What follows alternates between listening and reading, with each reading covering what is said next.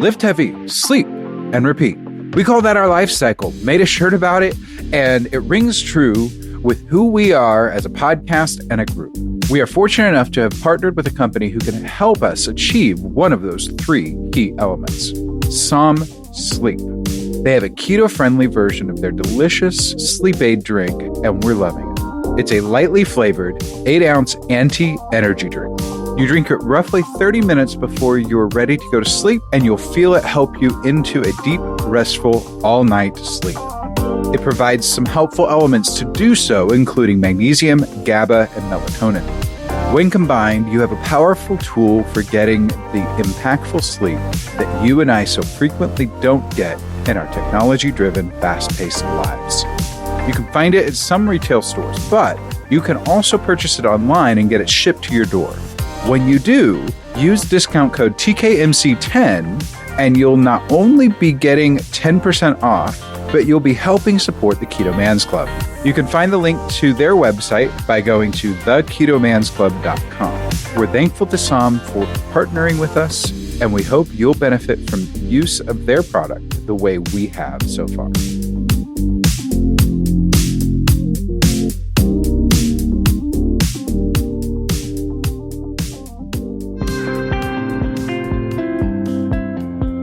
Hello and welcome to the Keto Man's Club podcast. We're glad you're here, where each week we talk about men's health and lifestyle. We do so with the foundation of the ketogenic diet and lifestyle. If you don't know what keto is, stick around and you'll find out. The podcast will bring you real, honest fun. Each week we strive to uncover the tips and tricks that you can use in your everyday life to maximize your overall health. Find the clearest path to becoming the best version of yourself that you were meant to be.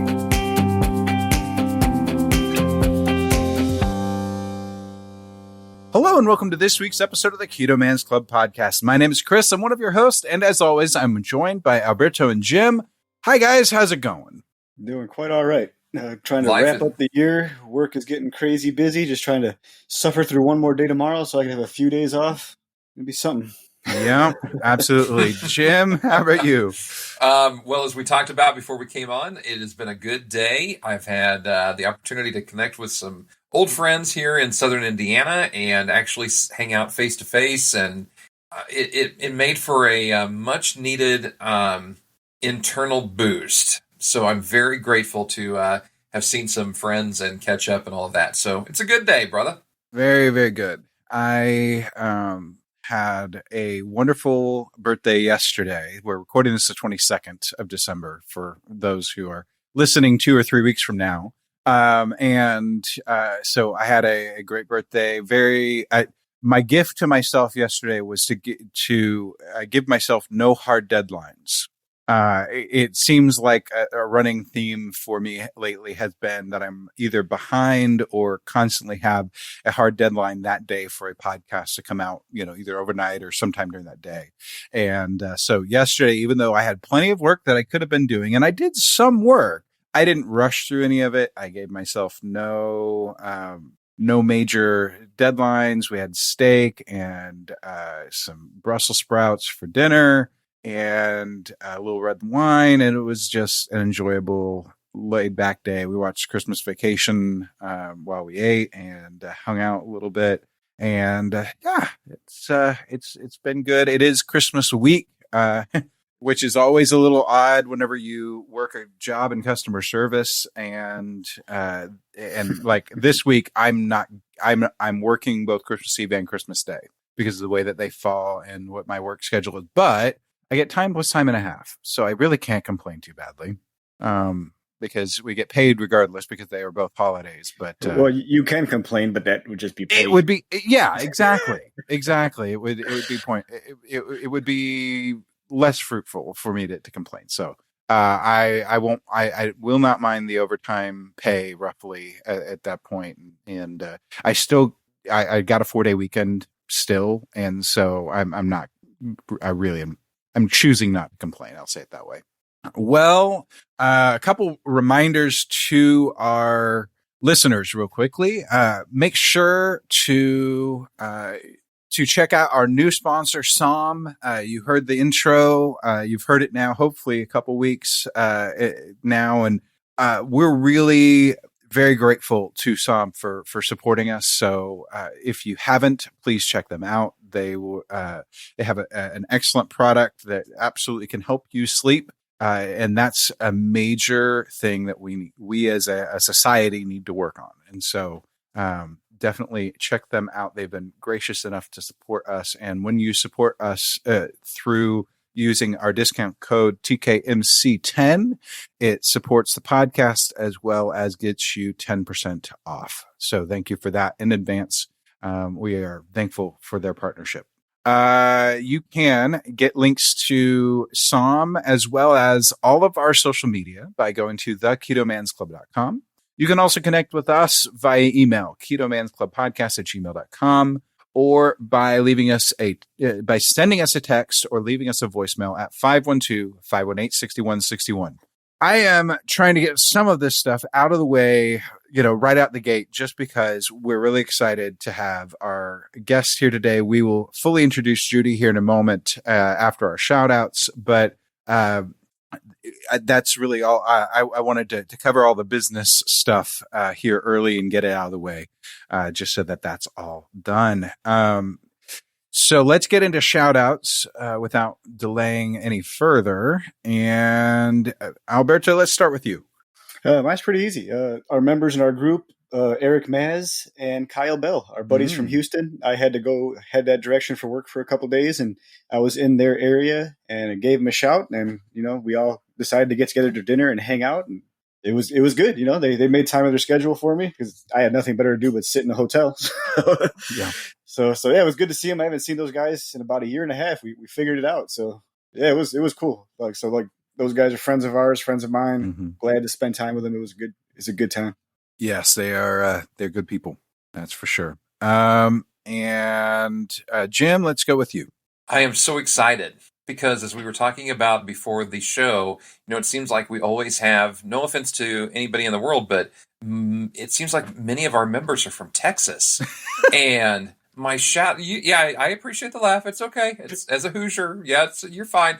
My shout out, I actually picked this guy, Brian Hodge, who's dropped 115 pounds in the last 2 years.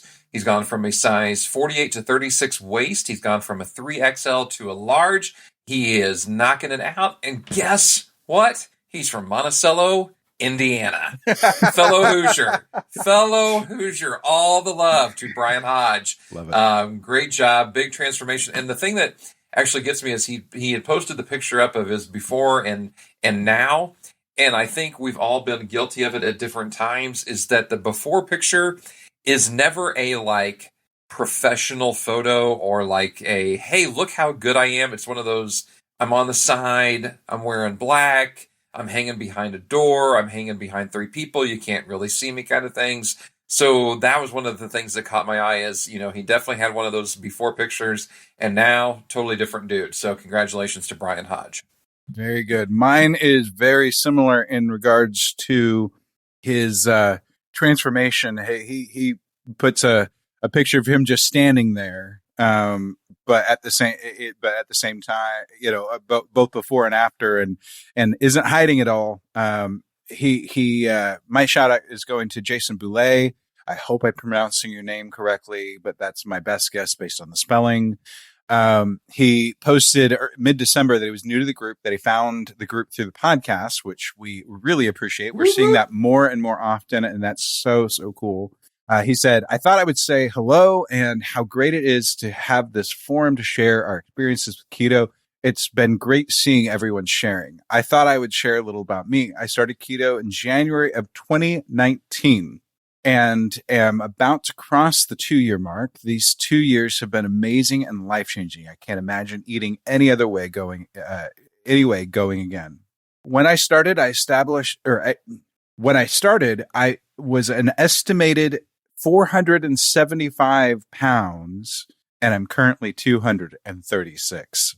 Not only have I lost half of me, but I reversed any signs of diabetes, almost off my blood pressure meds, and just scheduled to have a paniculectomy for March 3rd. I honestly don't know what a panic. I'm going to have to look that one up.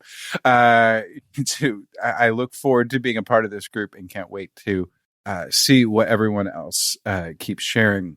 And it really is. It's night and day difference. You can definitely tell what hard work he's doing there. And there we go. It's a removal of the panniculus, which is a dense layer of fatty tissue within the lower abdominal region. So apparently a tummy tuck, more or less. And honestly, with the amount of weight as he's lost, he needs it. We talked with Mark not too long ago, and he had something similar, and that's something that when you lose half of you, you've got to do a little cosmetic things to just make life bearable, because I can imagine that even the best compression gear would make running or anything aerobic be painful, because even the little bit of loose skin that I have is painful sometimes whenever I get running. So good on you, man. We appreciate you being a part of the group, and excited to see more and more people finding our group through the podcast. It means the reach is getting out there. Any other business to attend to before we dive into the story of Judy? I think just a quick reminder that this podcast will be out after the first of the year, but January always brings that renewed.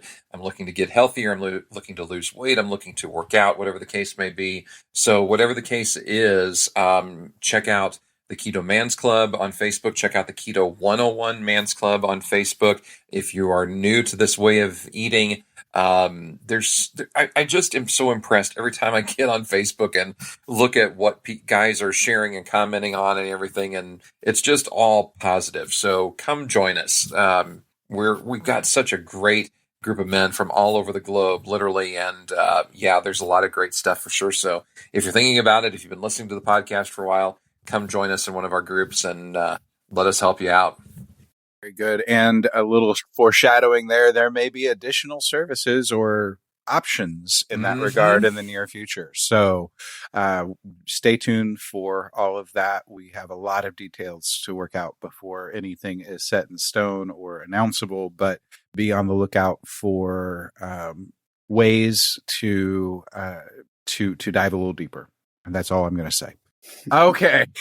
That's enough of that. So, Alberto, I know Judy in passing, but I think you know Judy a little bit better than I do. So I'm going to hand it off to you, and you can help us with an intro there. Yeah, a friend of mine, I would officially call her a friend. We've only met on a couple of occasions, both meetups, so that's how you know it's a true friendship. And I'm holding in my hand her book, which is called Carnivore Cure, The Ultimate Elimination Diet to Attain Optimal Health and Heal Your Body. And I would say that one of the most striking things is when you turn this over, the very first thing it says on the back underneath the title, it says, in America, an estimated 1 in 4 suffer from gut disease, 1 in 10 suffer from diabetes, 4 in 10 are obese, 1 in 6 suffer from an autoimmune disease. I can raise my hand there. 1 in 5 experience a mental illness, and 1 in 3 have undiagnosed prediabetes. This is not okay. So that being said, I've been really, really looking forward to talking to you, Judy. I have started thumbing through your book and reading it in probably the most disorganized fashion you could possibly read a book, but it seems to work that way. So, welcome to the show, and by all means, introduce yourself. Yes. Thanks for having me, guys. And thank you again, Berto, for getting the book and supporting me. But yeah, it was a long time coming to make that book. And, I started Carnivore about 2.5 years ago, and there wasn't kind of a succinct place to get all the information. So that's sort of why I made that book. But let me introduce myself really quickly to your audience. So, hey, everyone, my name is Judy Cho. On social media platforms, I am known as Nutrition with Judy, but I have a private practice in Austin, Texas. Most of my clients are remote and virtual. So I am a nutritional therapy practitioner. It's basically, I'm a nutritionist plus a little bit of holistic health. So that means working on lifestyle, working on managing stress, working on sleep and stress, and so on and so forth. I work with clients to get to root cause healing, to make sure that for example, why is somebody not sleeping through the night? Maybe it's more than just that they need some melatonin or some other things. And maybe it's that they need to work on the gut, or they need to shift their macros in terms of fats and proteins and so on and so forth. I suffered from an eating disorder for a really long time because I think a lot of it was attributed to my plant-based diet. I was pretty much pescatarian, or eating just plants for about 12 years with an occasional fish. And I struggled with a lot of mood disorders. So I was severely depressed on most days than not. And then I had a child and things kind of just hit the fan. And I could no longer keep up the way of like binging and purging and whatever other restrictive kind of mechanisms I was using to keep and manage my weight. And then just not nourishing my body with the most nutrient dense foods, which are meat. I just got really sick. And so during my maternity leave, I started digging into keto, and I found a lot of healing with keto and then carnivore. And yeah, I got my life back with a meat-based diet, and I really just wanted to give back. And I, on social media platforms, have really been able to help people with like a lot of kind of visuals and explaining nutritional information and why, meat-based may be really beneficial to start optimizing your health. And then it just kind of turned out to be a book. Is this your first book, Judy? I'm sorry, what did you guys say? I just asked, is this your first book that you've ever written? Yeah. So, I've journaled my whole life. I've always liked writing. I was a management consultant for probably 12 years. And there's a lot of writing with that as well. But technically, yes, this is my first book. I've done a lot of blogs. I've been part of professional blog groups. So I would write articles for them. But this is my first full length kind of book. Very cool. One of the things that Berto mentioned when we were queuing up and getting prepped for tonight was that you've got a large section towards the back of the book. Was it 8 pages, Berto? 8 pages. 8 pages of references, links of all of the different places that you got information for everything that you're writing about in the rest of the book. Tell us a little bit more about the process of gathering all of that information. I'm sure that was not necessarily the most easy to do task. Yeah. So yes, it was pretty difficult actually. So, I guess to rewind, one example is I started digging really deep about cholesterol because a lot of my community would ask, on a meat-based diet, my LDL is going up and my now doctor is telling me that I need to get on statins because my cholesterol is out of range. And so what is the deal about cholesterol? And so then, of course, I start doing a lot of research. And as I'm doing research, it's really easy to cite the websites that I'm visiting or the studies or the clinical evidence that I find. And so basically, what I would do, I felt like was the most effective way. So there are some programs that you can just include a study and then they will reformat the study to be in the format for a book. So you can either use like APA, I use Chicago style. You can, save up all that information. But I basically had hundreds of pages worth of links and studies that I used to, come up with my kind of point of view for a meat-based diet. And then you just kind of have to be very organized. It's basically like your catalog or your library of all the information and citing and sourcing it. And I actually needed to get some help to even organize it in the way that is Chicago style friendly. So I had somebody that had to like alphabetize it and make sure, all the information was there to be in the format that people can easily grab. But, truth be told, that's actually a truncated version. The original citings that I had for the book was over 800 different resources and citations for the complete book. And then we had to cut down to make it even more brief to be succinct for the book. But it's a process. I'd say that the best way I would try to collect all the information is, open up a document and just start saving every bit of information that you are gathering information from so that you are, giving credit to the people that have done their own research to kind of help you prove your point. But that's, I would first start with, I guess, categories and saving the category and the evidence-based information I found under each category. And then eventually, as it became chapters, saving the different links and sources for the varying chapters. And then it became this whole bibliography and endnotes and so on and so forth. Judy, did you find that for all the good information that you found, that there was inaccurate misinformation out there?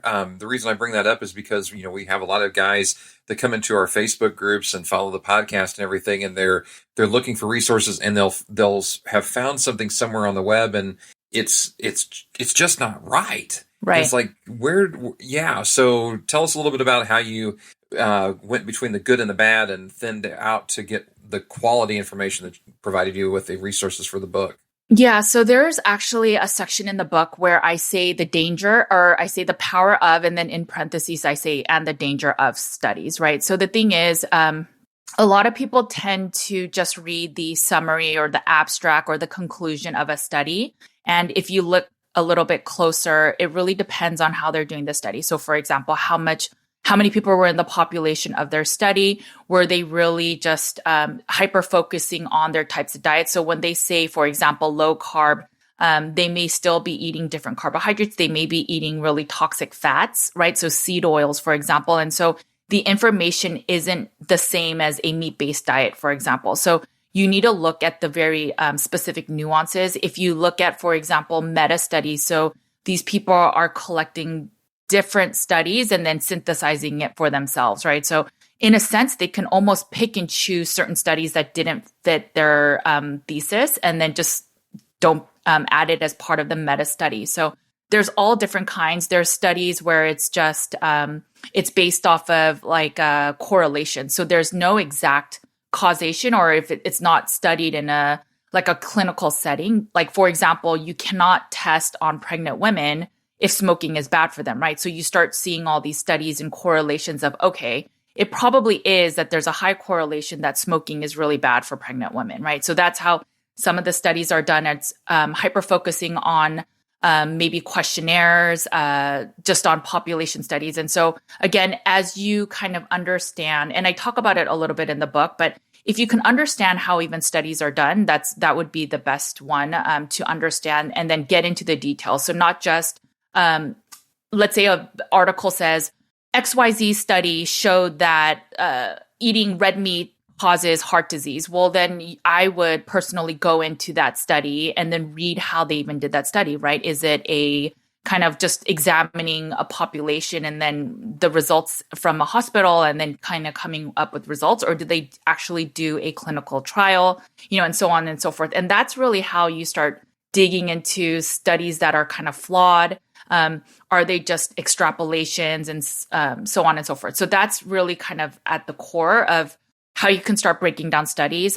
But the thing is, if you think about why people make studies, they're trying to prove their hypothesis. So there will always be a little bit of bias, right? So you have to think that when people are getting paid to prove something, that they're going to try to make that happen. And so that is a little bit of the danger of studies. And so really, like, the way that I try to argue a lot of my book is based on, okay, so here are all the reasons why people say we should be consuming a bunch of vitamin C. Well, let me kind of counter that and see if we even really need it, rather than just trying to argue based solely on studies for the reasons I just brought up. Interesting. So for our listeners, we'll back it up just a little bit if they're not familiar with it. If they were to pick up this book and look into it, like in as simple as you could possibly try to explain it, like what should they expect out of getting through this book?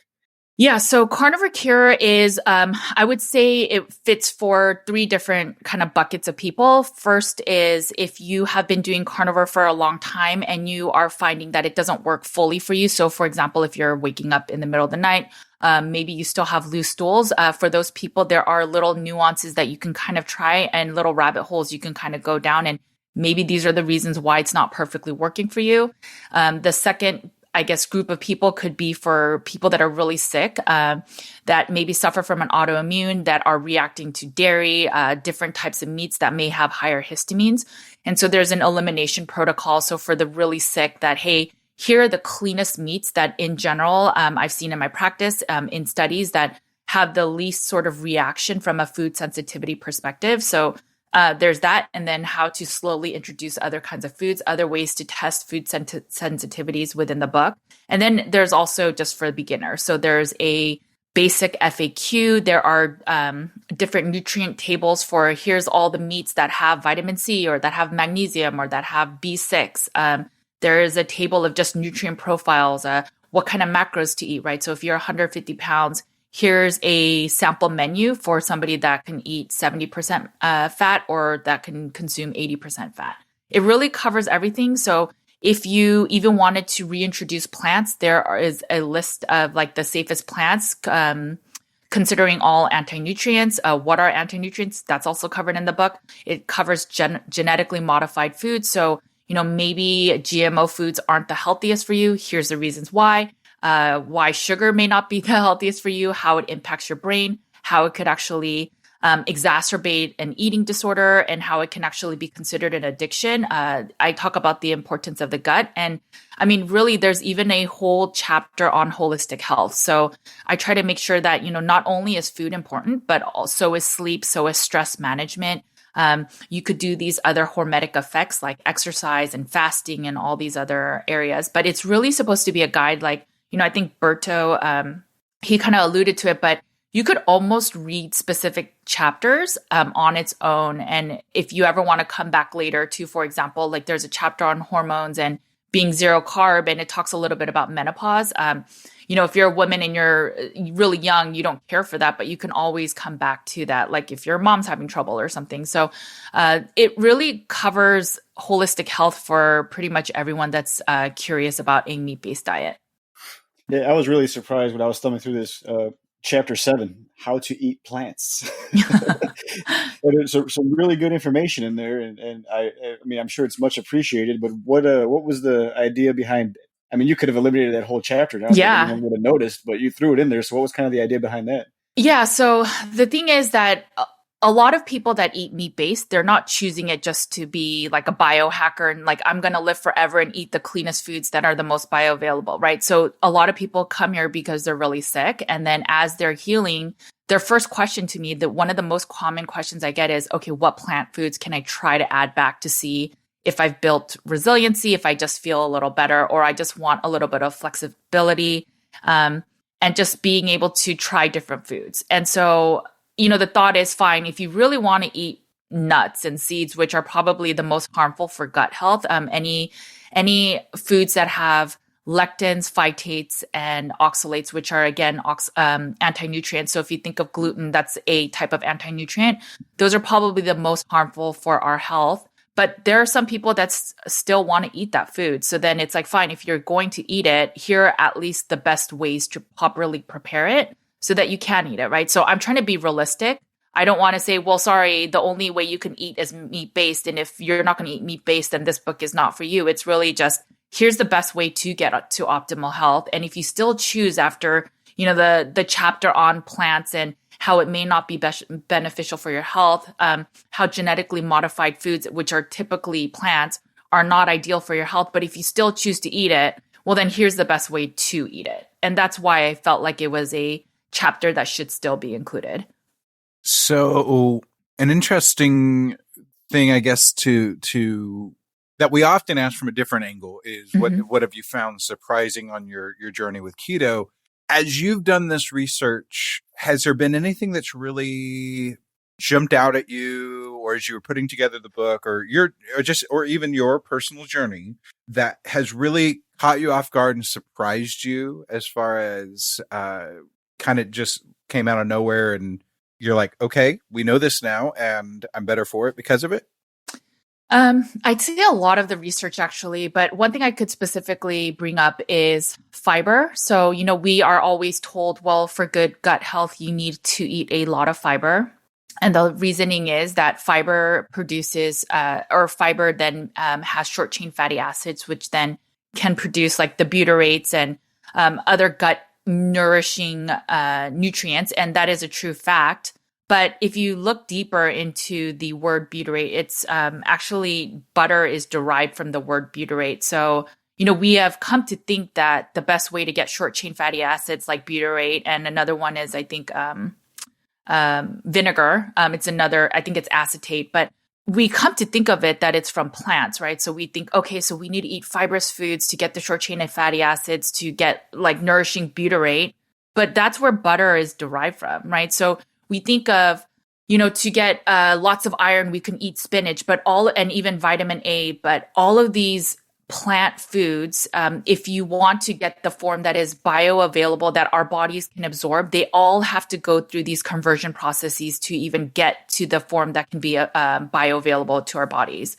But for example, with butter, it's in the butyrate form. And so if you eat it, it just can be a short chain fatty acid support for the gut, right? So you have to wonder, why have we come to learn or think that these plant foods are the ones that will give us all this nourishment, right? Like the vitamin A and carrots. Well, a lot of people don't have the genetic makeup to break down vitamin A to be the bioavailable, absorbable form that we can consume. Why don't we just eat liver, which has way more vitamin A than any beta carotene that you may even possibly break down and convert to vitamin A that your body can use?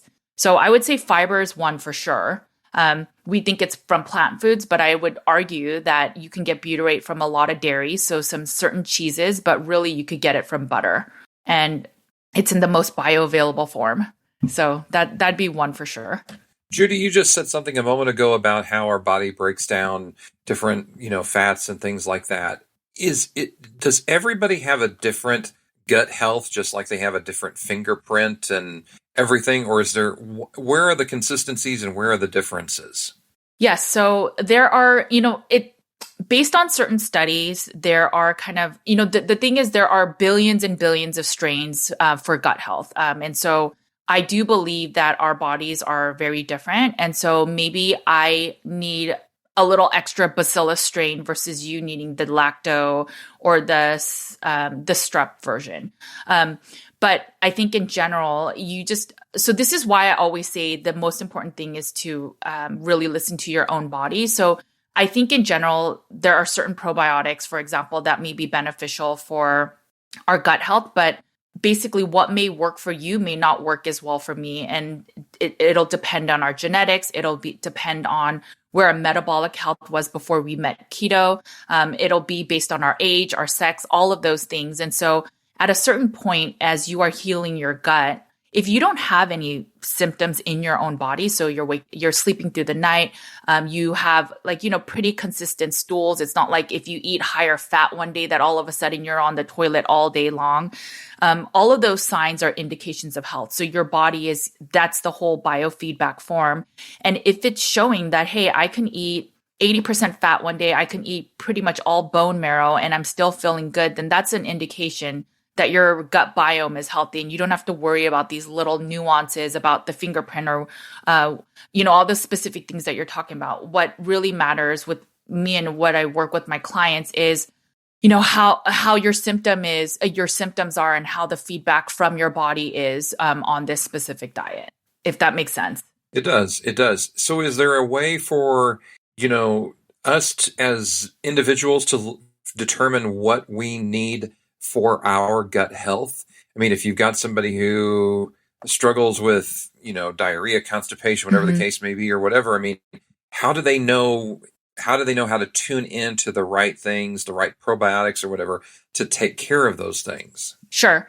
So when I work with clients, I give them a symptom burden analysis. And so basically what it is it's like 370 questions and it goes through every single area of the body. So it'll talk about digestion.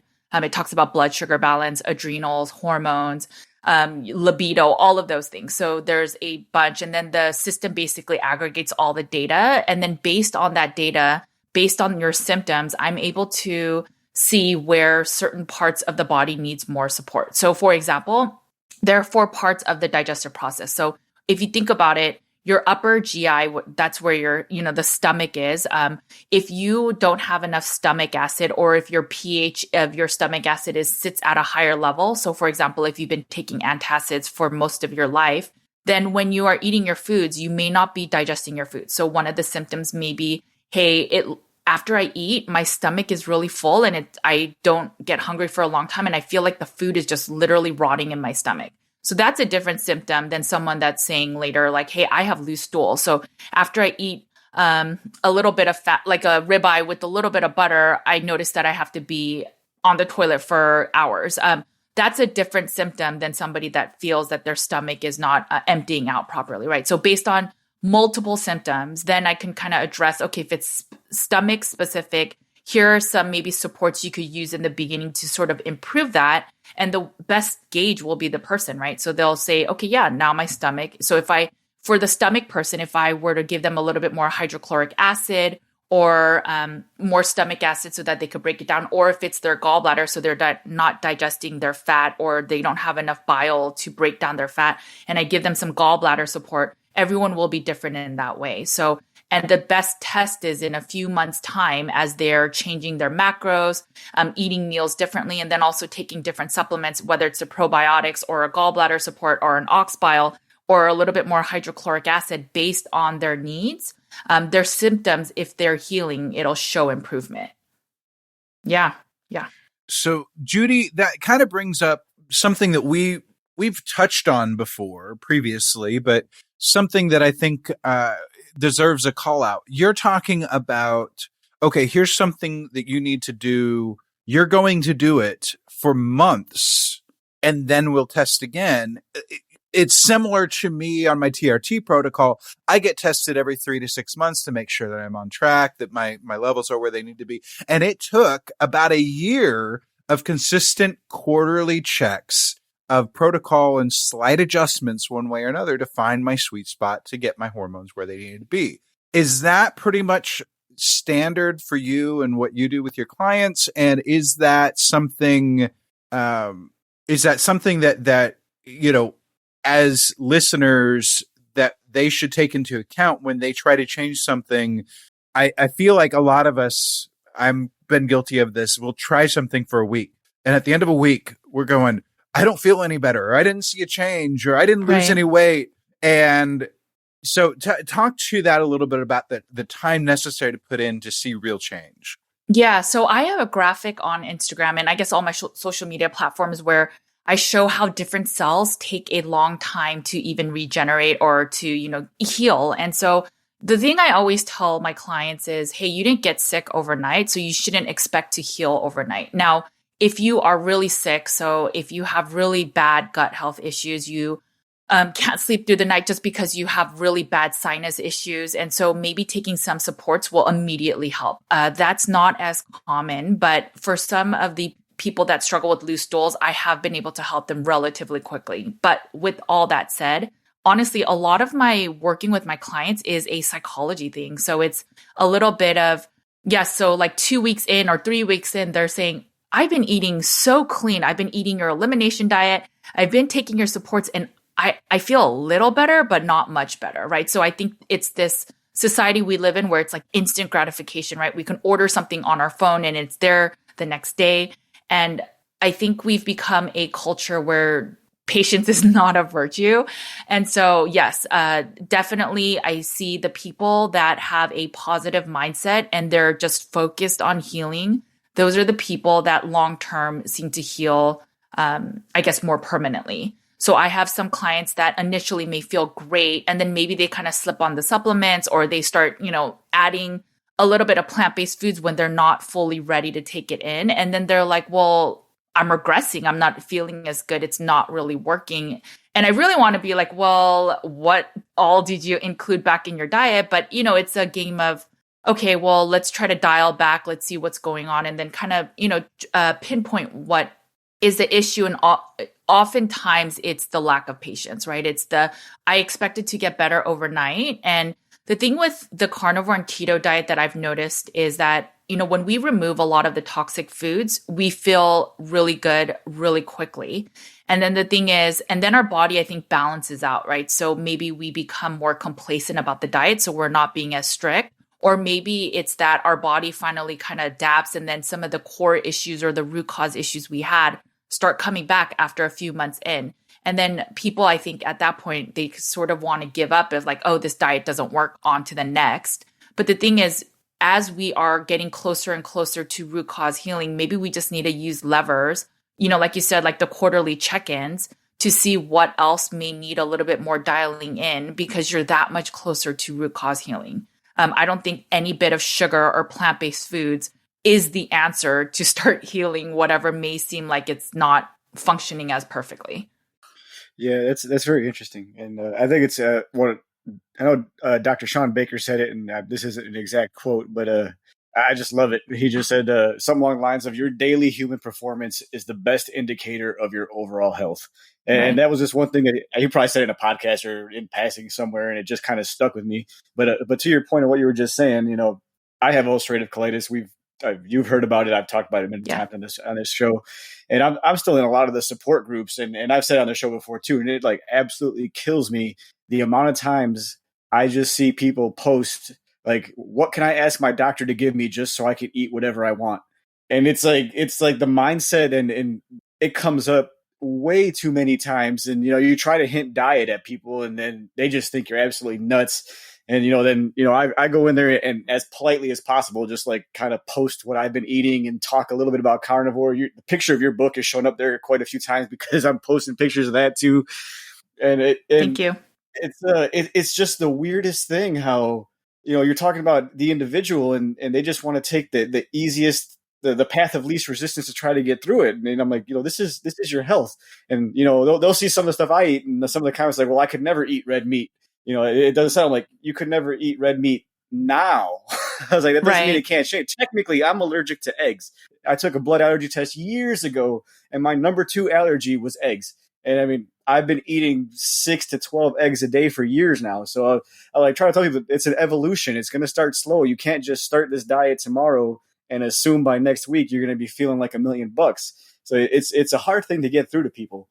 Yeah. And I think the issue is that when people come to this diet, you hear all these success stories and then you hear these like, these amazing success stories. And so people kind of want this overnight success, right? And if they don't get it, or if they notice that they have issues that they never thought they would, then they just immediately blame the diet instead of, hey, maybe I should tweak things, right? So if you remove a lot of the processed foods, you're already winning. But maybe you need to dial a little bit certain things, like whether it's macros, whether it's meal times, whether it's cutting down some of the stress in your life. But a lot of those things are at play. And it's just unfortunate when they want to remove things in the diet. To your point, I was talking, my son, he was eating some, carbohydrates, and then he ended up having hives. And my husband was like, well, we should give him Benadryl. And I said, no, he has to go through it because then he understands here's the consequence of eating these kinds of foods. And so I think for a week afterward, he was so scared of eating any carbohydrate because he was like, oh, I know if I eat seed oils or so he ate like noodles with some seed oils. And so he was scared of seed oils and he was scared of carbs because he knows, hey, if I eat that, I may end up getting hives and start scratching my body. But I could have given him the Benadryl and tame his immune system. But what's the benefit in that, right? So his body is clearly saying, hey, I'm not happy with the food you're feeding me. And so I'm going to react and I'm giving you my feedback that I'm not happy. And if we give a medicine or some type of Band-Aid to just kind of mask the symptoms, well, eventually it can cause a bigger issue. And I'd rather my kids experience that momentary pain so they're aware, hey, maybe this food isn't as ideal for me, right? And so I think that's what most of us do now is, okay, as soon as we don't feel good, let's pop a Tylenol, let's pop some heartburn medicine. And the thing is, those are both very damaging to the gut. And so years on out, when we are now suffering from a gut disease, maybe it was a Tylenol that we've been popping every day, right? Or the Advil or the NSAIDs, or maybe it's the PPIs that have removed all our stomach acids. So now we can't even digest the foods in our gut. And so, yeah, I think it's really, really unfortunate, but that's what standard care has become. It's become this, let me treat your symptoms so you keep coming to me and I can make more money. You talk about the gut health repeatedly, which I greatly appreciate. So with the supplements and things like that, can most anybody reverse gut health issues and get back to where they should be? Or are the supplements things that will be part of their daily intake moving forward kind of thing? It depends on the person. I would say that for most people, especially with your diet and lifestyle, that you can end up removing the supplements. So case in point, I have one client, she had C. diff and she, that's one of the most severe gut diseases that they allow you to do a fecal matter transplant. So you can literally switch your biome with someone else. And in America, they only approve certain diseases in the gut that allows you to do that. And it's the most serious ones. So people actually die from this disease and all the stuff. But she took some antibiotics in the beginning, and then she worked with me on a gut healing protocol, and she's done some other functional tests, and her gut is cleaner than most people I know. And so she's basically ready to now no longer, and really at this point, she's only taking some probiotics and I think some digestive enzymes, but I think she's ready to remove these supplements. And now as long as she's eating a clean diet, which she's eating a meat-based diet.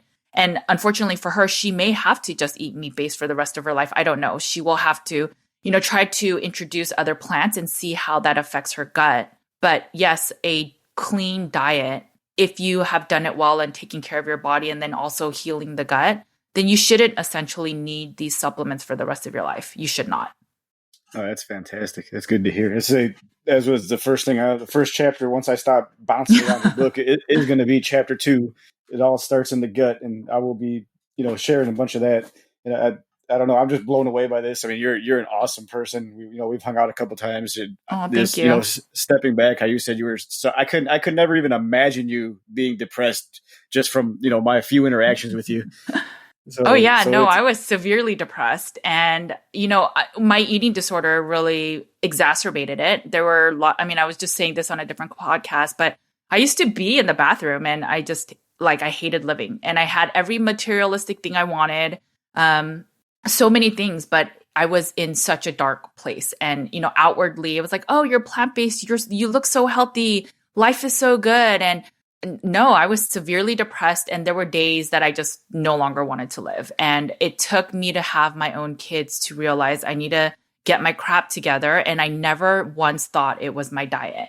And after getting really, really sick, I was taken to a eating disorder facility, and they taught me a lot about self-worth. And that's why I'm really, really into holistic health, because a diet is so important to change your body, but you also need to heal your mind.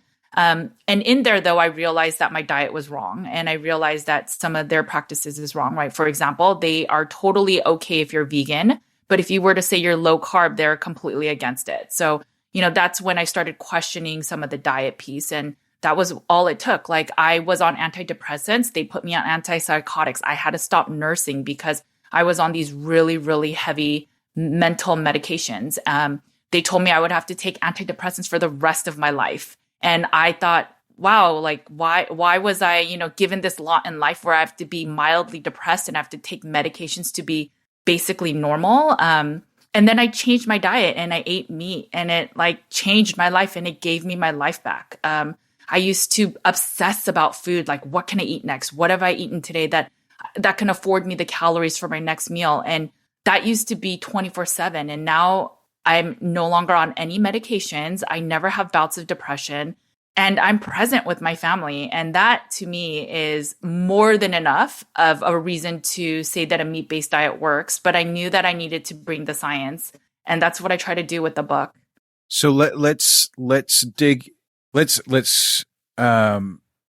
tap into what you were just talking about for a few moments, because this is important, I think, for our listeners to hear and whatnot. But if you were to get the chance to speak to Judy when you were in that space where your doctors are telling you you're going to be on drugs for the rest of your life just to be normal and all of that stuff, right? Knowing what you know now, what would you tell Judy? I would say that you should eat meat. I didn't eat meat for 12 years, and I didn't know that it was affecting my mood. I would say, it's not you. I did so much self-blame. What's wrong with me? Why am I not strong enough? Why can't I just say no to binging or restricting or over-exercising? It was always me, or I wasn't strong enough, or I wasn't good enough. And if I knew that back then, if I had just eaten meat to nourish my body and then be able to then nourish my mind, I wouldn't have had the hell that I went through.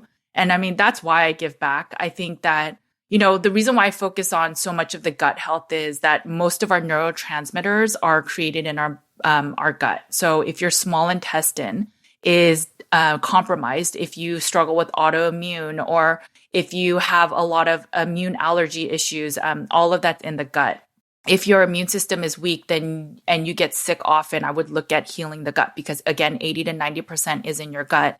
And so for me, when I wasn't eating enough meat and not having enough of the fats and having just compromised gut health from just eating so many toxic nuts and grains and plants, I didn't know I wasn't creating enough neurotransmitters. I mean, 90% of your serotonin is produced in your gut. And yes, it cannot pass the blood-brain barrier, but they are all chemical, they all converse through chemicals. And so all of the neurotransmitters in the body work together. And I know that because I wasn't nourishing my body, I was not in a good place mentally. And I never knew that. And instead, I would just blame myself and be hard on myself for, why can't you get yourself together, Judy? Why can't you just not binge? Why can you not just eat cleaner or be stricter, right? And it's just, no, if I just had eaten a little bit of meat and fat and focused on healing and doing good for my body instead of eating these processed foods that I thought were so good for me, I could have had 10 years of my life back. So what's in your fridge and what's on your plate? So I eat about 2 meals a day now. I don't think eating 1 meal a day is ideal just because one, it's a tax on the gut health, right? So if you think about it, one, you're trying to shove all the food at once in your gut, and you just have a better chance if you're trying to hedge your bets type of thing. If you eat 2 meals a day, there's 2 different times that your body can maybe digest and absorb the food. So I eat twice a day now. I used to eat once a day and it just did not work for me. I eat about 75 to 80% fat. So on most days, I eat ribeye, I eat egg yolks, I eat a lot of eggs. So I eat egg yolks. I try not to eat a ton of the egg whites because one, it's pretty much just protein. And then most of the allergens in eggs are in the egg whites. So it's the albumin in these eggs. And then we eat a lot of grass-fed butter. I try to eat liver at least once a week. So I'll do some cod liver, chicken liver, beef liver.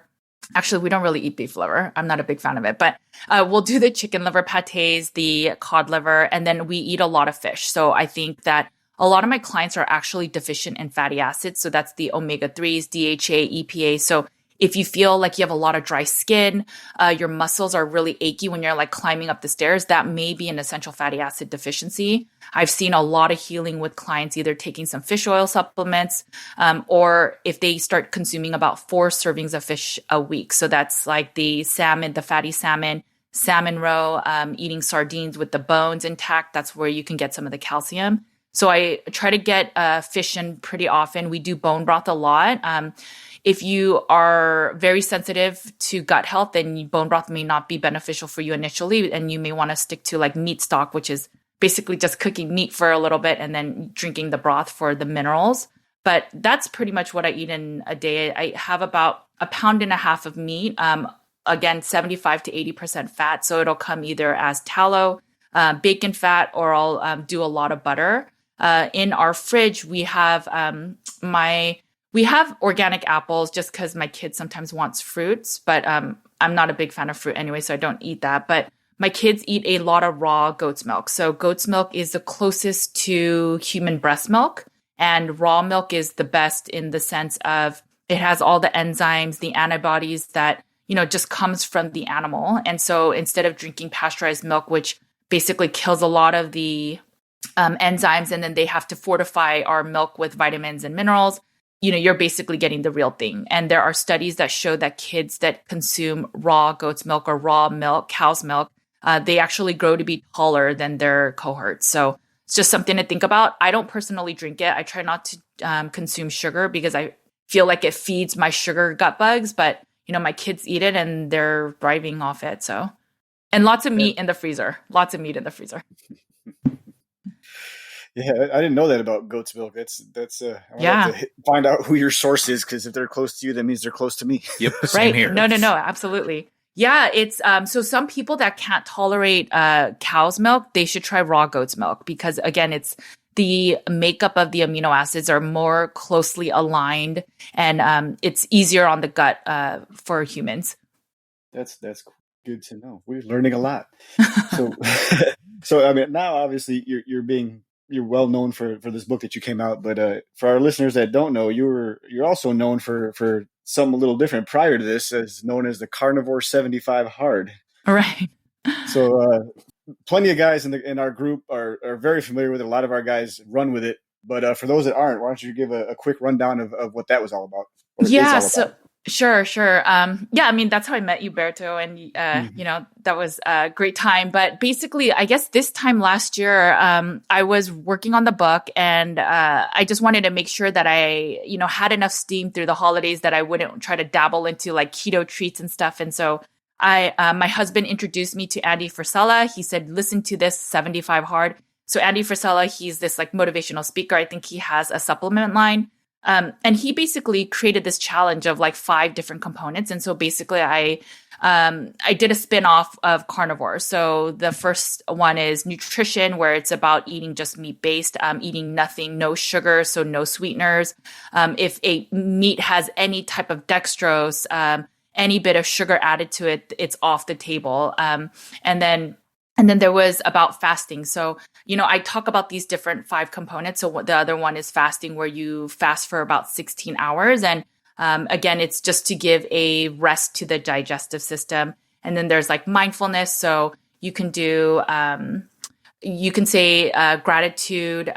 So what are some of the things that you're grateful for? And then there's community, where you say, give a genuine compliment to someone else. So the thought is, hey, if you do something kind for someone, then you're giving back to the community. The community will then, be kind to other people. And then it's just like this domino effect. There's also exercise. So this was really from Andy Frisella. I think his was much longer, but I care about endocrine or the adrenal health. So I don't want to over exercise. And so for me, it was just 30 minutes of exercise, 15 minutes indoor, and then 15 minutes has to be outdoor. And it's really a mindset challenge, right? So if you're doing this during the holidays, some people live in like 0-degree weather. So how are you going to go and do exercise for 15 minutes outside? And so the thought is, figure it out, right? So, hey, you're not going to know the weather every day, but maybe you go out for 2 minutes, walk on your porch, and then come back inside. I don't care what the weather is, but if you can do this for 75 days, that shows your resiliency, shows that you can do anything you put your mind to.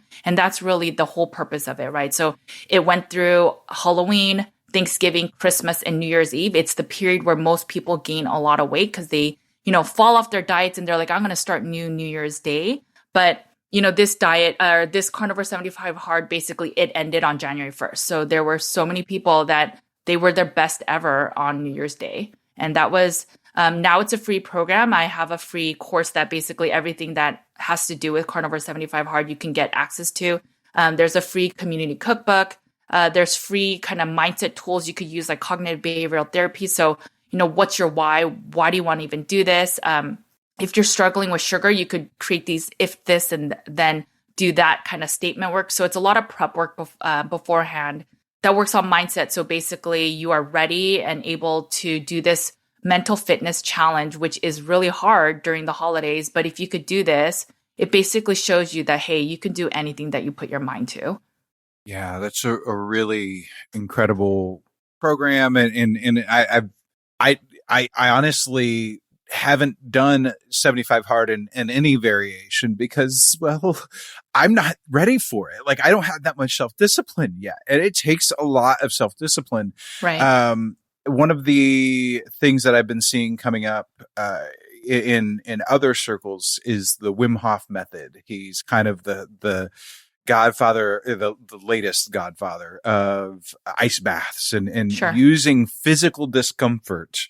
And Yes Theory has kind of come alongside him. They did a documentary with him a year ago, and recently they made a short visit to him. And one of the really cool, and he just came out with a book and has an app and things like that can help you with using his method in a safe way in the safety of your home. Things like simple, short, cold showers. And it isn't about the cold shower. It's not about the metabolic things that happen with your body whenever you take the cold shower. It's about the mental discipline of putting yourself into a situation where you are uncomfortable and Right. proving to yourself that not only can you do something that's uncomfortable, but you can also push through and find deeper levels of that discomfort. One of the challenges in this most recent video on Yes Theory, they had done a 10-minute ice bath, which is super, super long to begin with. 10-minute ice bath previously in the previous documentary, and they pushed the Yes Theory team member to do it for 11 minutes, to push past his previous record, which had previously been really, really hard. And this time around, he was like, okay, yeah, I'm ready to get out. But he wasn't like crazy, like jumping out super fast. He had so much more control this time. And you can tell that these things really play a role. So something like Carnivore 75 Hard or 75 Hard or Wim Hof method, these intentional moments where you put yourself through something difficult so that you come out through on the other side as stronger.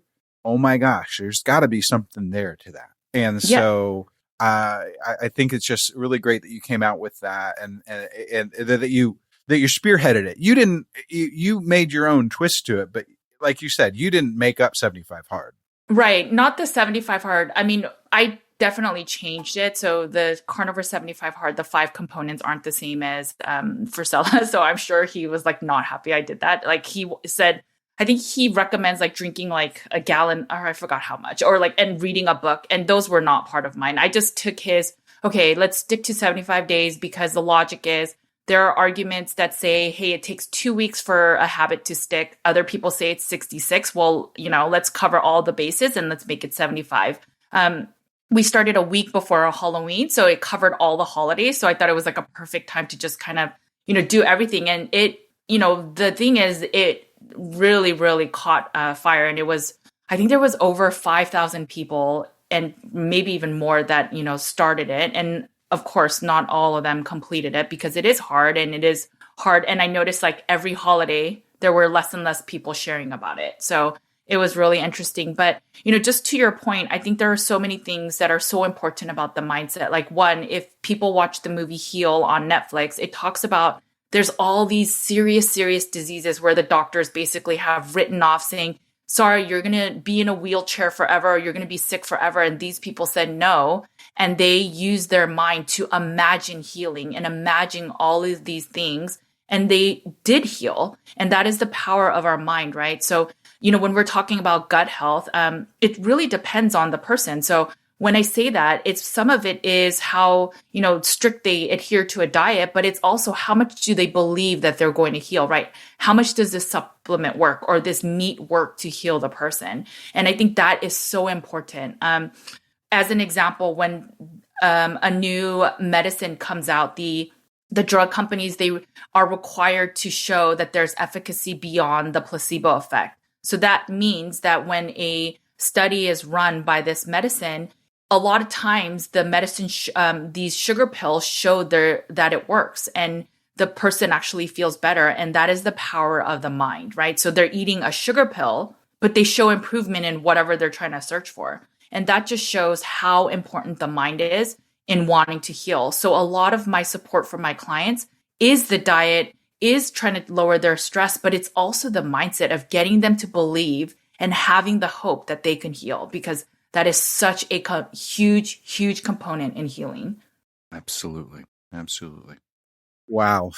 We want to honor your time. And as we've been experiencing with several of our recent conversations, we're over an hour at this point, and I feel like we could go on for 2 or 3 hours more, just digging in deeper and deeper and deeper into this stuff. Let's go ahead and end it right there before we get any deeper and find any more rabbit trails to follow, because I think that again, we could just keep going. What you've mentioned them in passing already, but go ahead and summarize again for us the best ways to get in contact, to connect with you, your websites, if they are looking for nutritional therapy that you provide, anything like that. Dig into all of that with us, your connection points. Sure. So my website is nutritionwithjudy.com. You can see I come out with blog posts there. Some of my social media does go up there, but my platforms for social media are Instagram, YouTube, Facebook. If you look for Nutrition with Judy, I'll be there. But so if you want to work with me, go to nutritionwithjudy.com. My book is Carnivore Cure, Cure. And if you go to carnivorecure.com, or if you go to Amazon or Barnes & Noble, all of them have my book. The paperback is just on Amazon.com, but the ebook is on every platform you can think of. So yeah, that's where you can find me. Very cool. Any other last minute thoughts, gents? I got one last question. Okay. Sure. It's just to see if you've gotten any pushback from the non-meat eating crowd yet. Not specifically for the book. I don't know if they don't know about it yet, because it's been exactly 3 weeks since it's been released, but it's, been well received by the carnivore community, and I'm very blessed for that. But in general, my work, absolutely. I've definitely dealt with angry people that are not meat-based fans at all. They've directly contacted me through email, my website. They've done some heinous things that I won't mention so that people don't get other ideas. But yeah, they, I've met some people that are really, honestly, they don't agree with me and they want to have a friendly debate. And so I've met some vegans that are actually really nice, but there's been some that, give me bad reviews on Facebook and on my website. They try to take it down. It's been crazy. So, I mean, it is what it is. I was plant-based and I just, it didn't work for me. And I can, if you read the book, it kind of explains why. So, yeah. Yeah, I'm with you on this one. So you got to convince me. Yeah, I know. Very cool. Very cool. Well, thank you again, Judy, for joining us. We are honored to have had you join us. We don't often invite people of the female persuasion to join us because we are targeted largely on men, but your message and the resources that you're putting out into the world, whether it be your online classes or your book, they're just things that we want to support, and we really knew that we just had to have you on. Me and Berto, at least, I'm sure that Jim wants to join you and us the next time that he does get to come down to Texas finally, when all of this mess is dealt with and we're able to travel and have conferences again. But we look forward to the next time that we get to have a meetup. Hopefully that will be sooner rather than later, and here in the Austin area, and I get to hang out with you in person again. We'll look forward to that. But yeah, thank you so much for having me. And I think the book is really, it's not gender focused at all. I really just try to have a support where people that are, the thing is, a lot of people are surrounded by family and friends that are so against a meat-based diet. And so it gives you the comfort or assurance that this diet can be a way to thrive, and all the reasons why. And so, I hope that people read it just to improve their health. And then if one person improves their health, then they can help their community. And then it's just a trickle-down effect, which I think is really powerful. Agreed. I think that I'm over here clapping quietly. I won't do it audibly because that'll make Chris angry. I just mute you. No, we've this is just all really good stuff, and your mission aligns completely with ours. So thank you so much for joining us again, and we look forward to we look forward to being able to get to see good stuff come from you as we go forward. Well, for all of us, thanks again. And to everybody else, make sure to eat meat, lift heavy, sleep, and repeat.